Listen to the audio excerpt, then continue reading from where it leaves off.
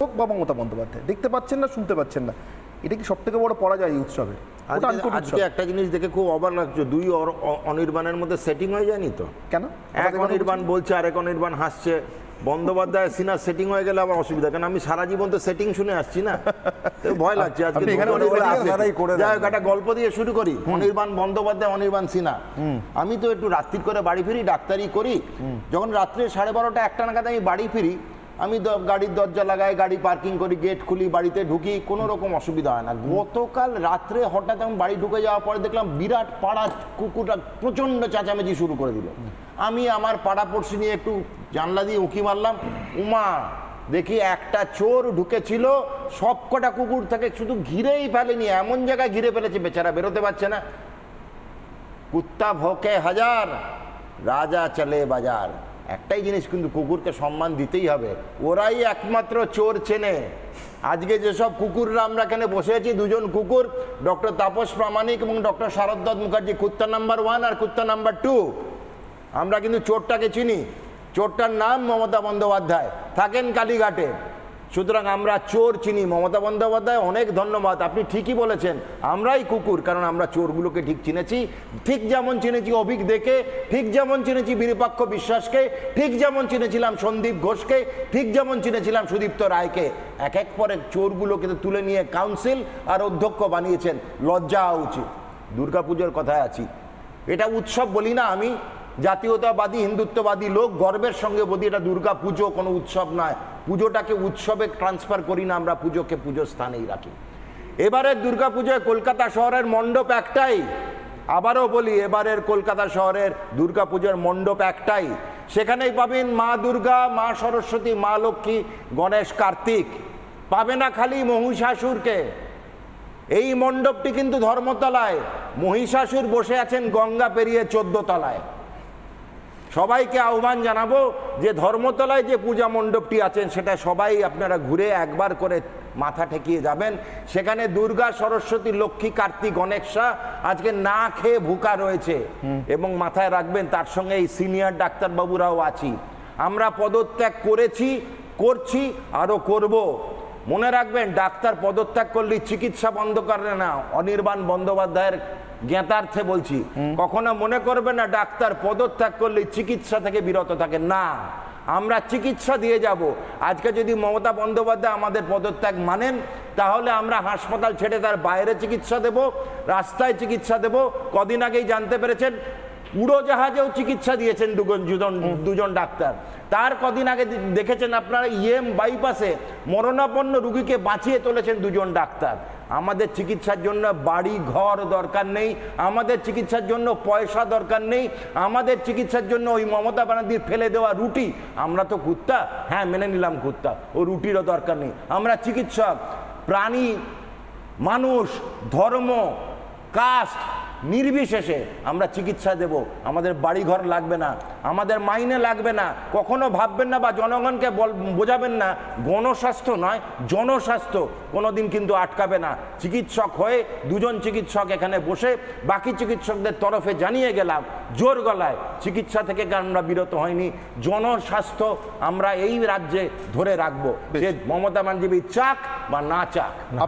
পরিকাঠামোর দরকার নেই, আপনার সেটিং মনে হতে পারে, কিন্তু আমার এতগুলো কথার পরে আমাকে এখানে সেটিং আছে। আরেকবার অনির্বাণের কাছে আজকে সেটিং উত্তর নিতে হবে। অনির্বাণের কাছে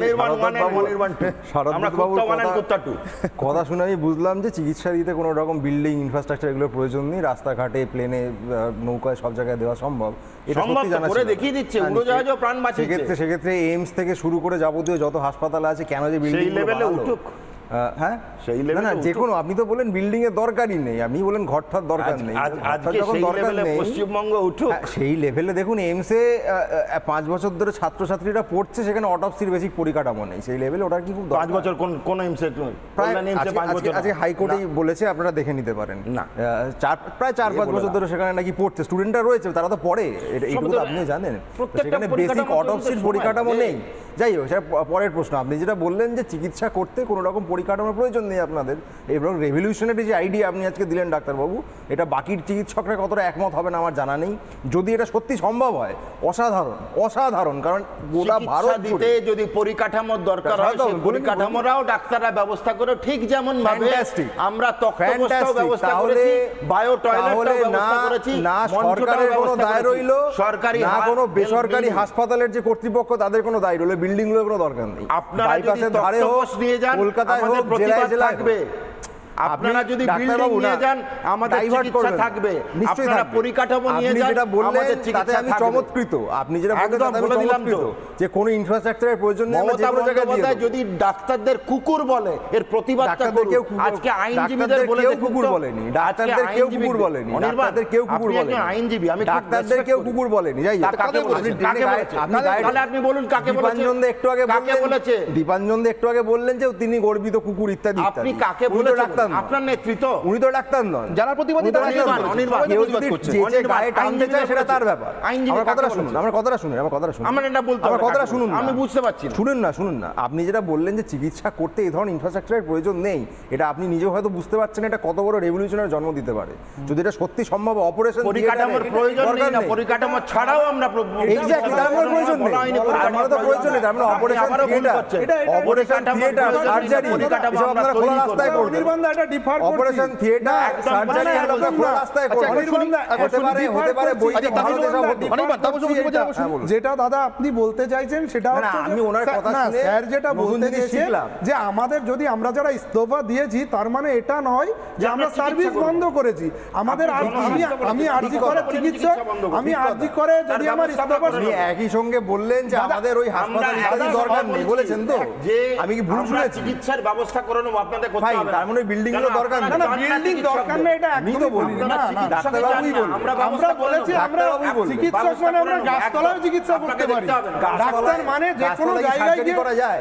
হ্যাঁ ব্যবস্থা সার্জারি করা যায়, সার্জারি কথা বলেন। এই দয়া করে আরে চিকিৎসার মতো সার্জারি 10 দফা দাবিটা মানুষ, তাহলেই হবে। হেলথ ইনফ্রাস্ট্রাকচার নিয়ে এত কথা আমরা বলি, 10 দফা দাবিটা মানুষ, সেটা পরের কথা। ওটাই আজকে ওটাই কথা, অনির্বাণ ওটাই কথা, 10 দফা দাবিটা মানুষ। ভারত বাবু ওখানে হেলথ একদম 10 দফা দাবিটা মানুষ। হেলথ সিস্টেম হ্যাঁ আছে, বলে দিচ্ছি। আপনি বলেন ওগুলো আমাদের কোনো দরকার নেই। হেলথ সিস্টেম কোথায় কোথায় আছে বলেছি। এক, হেলথ রিক্রুটমেন্ট বোর্ড, মালিককে মালিক, এই কথাটা বলবো, মালিককে সুদীপ্ত রায়, করেন কি চুরি, একের পর এক রিক্রুটমেন্ট করেন পয়সার বিনিময়ে। মালিক কেন বলছেন? কারণ এই কারণেই বলছি, উনি ওটাকে তো কর্পোরেট অফিস হিসেবে চালান, বুঝলাম, পয়সা দাও চাকরি নাও, যেহেতু সুদীপ্ত রায়। তাহলে আপনি বলছেন এই যে অনির্বাণ এই যে অনির্বাণ সরকারি বলেন, আমি বলে দিচ্ছি, এই যে অনির্বাণ সরকারি বলেন বেসরকারি বলেন, আপনি বলেন সরকারের মধ্যে বেসরকারি আছে। হেলথ সায়েন্সেস বলেন, সেখানে একটি সরকারি প্রতিষ্ঠান, আবার কর্পোরেট স্টাইলে ডাক্তার সুরিতা পাল, বলে দিলাম না, ডাক্তার সুরিতা পাল, তিনি তার ছেলেকে ওখানে চাকরি দিয়েছেন, হ্যাকোমেড নামক সফটওয়্যার চালু করেছেন, তিনি তার মেয়েকে ওখানে দিয়েছেন চাকরি, উনি ক্লিনিক্যাল সাইকিয়াট্রিস্ট, তার ক্লাস, উনি তার হাজব্যান্ডকে বিভিন্ন হাসপাতালে পড়ানোর ব্যবস্থা করে দিয়েছেন। তো এটা তো ফ্যামিলি বিজনেস, আম্বানি আদানিকে গাল দেবো কেন? সুরিতা পাল তো নিজের ফ্যামিলি বিজনেস চালাতেন হেলথ ইউনিভার্সিটিতে। মাননীয় মুখ্যমন্ত্রীকে দেখতে পাননি, পেয়েছিলেন, চোখ বন্ধ করেছিলেন। নারায়ণ স্বরূপ নিগম কি জানতেন না যে কত বড় চোর এই বিরূপাক্ষ বিশ্বাস, অভিক দে, সন্দীপ ঘোষ? আমার নিজে কম করে 8 থেকে 10টা ইমেল গেছে নারায়ণ স্বরূপ নিগমের কাছে। নারায়ণ স্বরূপ নিগম কতটা শুনলে ইমেলগুলো একবার ঘুরে দেখুন, আপনার সেই স্প্যাম বক্সে পড়ে আছে না বিন বক্সে পড়ে আছে, দেখে নিন। আমরা কতবার জানিয়েছি এরা চোর নিগমকে, সেই নিগম কিন্তু চোখ বন্ধ করেছিলেন। আজকে বললাম তিলোত্তমার আত্মা এই নিগম, মাননীয় মুখ্যমন্ত্রী এদেরকে তাড়া করে বেড়াচ্ছে। যতদিন না আমরা ধরে পারবো এই 10 দফা দাবি পূরণ হবে, ততদিন তিলোত্তমার আত্মার শান্তি হবে না, এবং আমরা সব চিকিৎসকরা তার জন্য প্রাণ দিতেও রাজি আছি।